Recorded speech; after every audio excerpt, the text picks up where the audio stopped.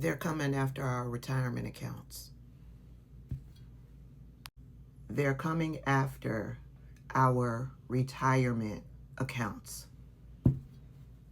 If you have a defined contribution plan, that's a 401k, 403b, or 457b plan through your employer, typically is how you get these retirement accounts. Yeah, they're coming after our accounts. So me and Alfred have been having discussions. I've had lots of questions, and he's been helping me break this down because I'm financially savvy. I'm not this financially savvy. I work with a lot of stocks, bonds, ETFs, that type of thing, but not on this level when it comes to understanding government policy and this type of thing. And so I've been going back and forth with Alfred regarding this executive order. And it got to the point where I asked the question, who truly benefits from this executive order?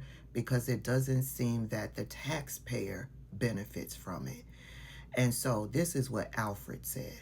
The main beneficiaries of President Trump's executive order expanding 401k access to alternative assets are not average retirement savers or taxpayers, but primarily the following groups.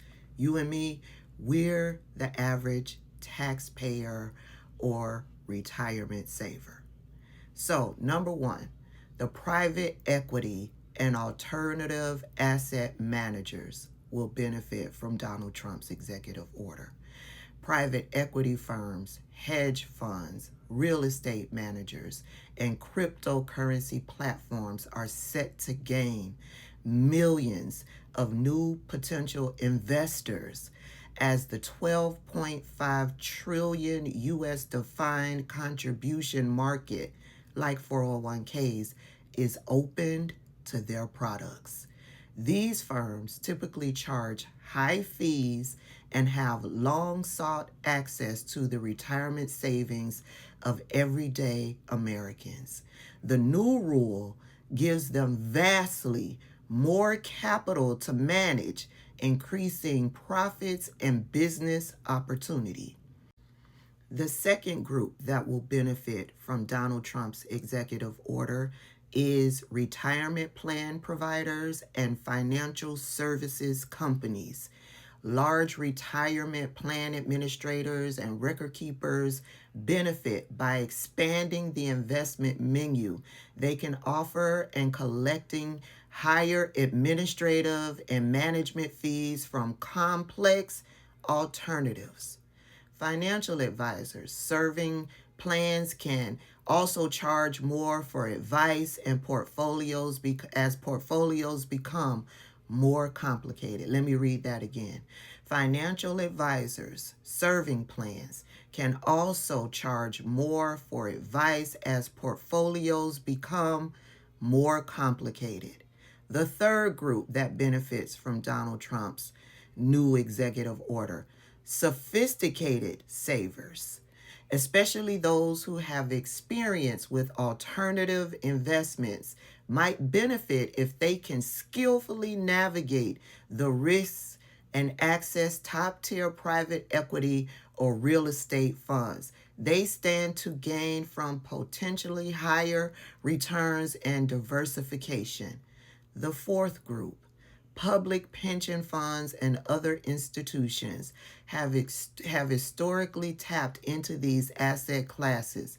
The order attempts to make similar opportunities available to individual retirement savers and 401ks, but for most, the practical benefits do not outweigh the risks. Alfred sums it up and says why taxpayers and the typical regular retirement saver of 401k account owners don't benefit directly: because of higher fees, the complexity and risks.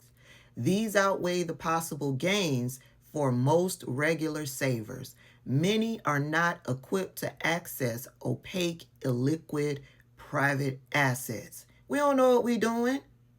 So how would we take advantage of this? While diversification is the stated goal, taxpayers and ordinary retirement investors could be left with smaller nest eggs due to steep costs and increased volatility, especially if they don't fully understand their new options. They're coming after our retirement accounts, and they will be the ones to benefit from it, not us. We'll lose. The regular, everyday taxpayer, retirement saver will lose. Make sure that you're following me over on Substack. I'm going to compile all of this information into a nice, easy to read article so that you'll know exactly what is going on, so that you can be educated on what Donald Trump and his minions and his administration are trying to do when it comes to your retirement accounts.